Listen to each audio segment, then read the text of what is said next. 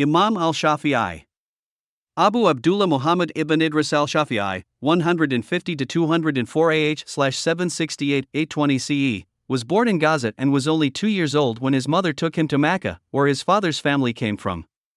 He was brought up by his mother, who was a very devout woman, and by the age of 7, al-Shafi'i had completed memorizing the Quran, and by 10 he had memorized al-Muwatta, the Hadith and Fiqh anthology of Imam Malik. At a young age he joined the desert tribe of Hudhail, one of the most eloquent Arabian tribes, where he learnt much of their poetry and stayed with them for some years.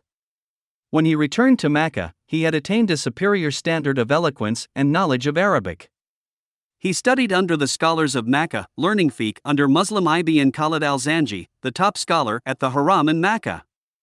Al-Shafi'i excelled in fiqh, hadith, and Arabic, and was authorized to give rulings when he was only 15, and he became a teacher at the Haram.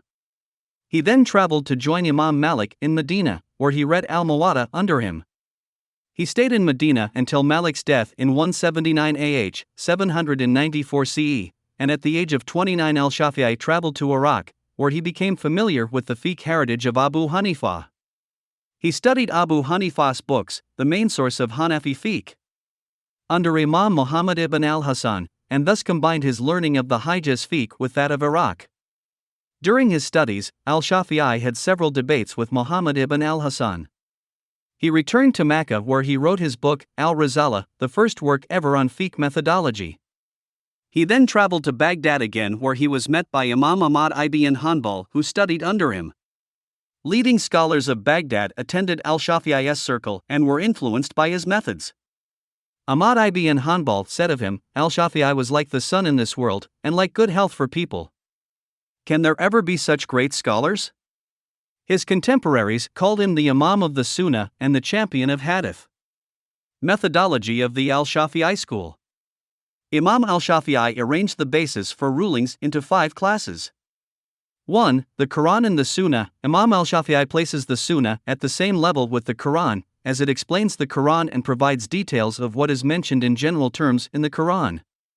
2. The unanimity of scholars on matters to which no text in the Quran or the Sunnah applies. He defined unanimity as the agreement on a specific ruling of all Muslim scholars, who are qualified to exercise ijtihad at any particular time after the Prophet, peace be upon him, had passed away. 3. Al-Shafi'i upholds the statement of any companion of the Prophet, peace be upon him, provided there is no disagreement among the Prophets, peace be upon him, companions on the same matter. He would not take anyone's view in preference to that of the Prophets, peace be upon him, companions. For, when the Prophets, peace be upon him, companions disagreed on a ruling, he adopted the view that is closest to the Quran, the Sunnah, and analogy.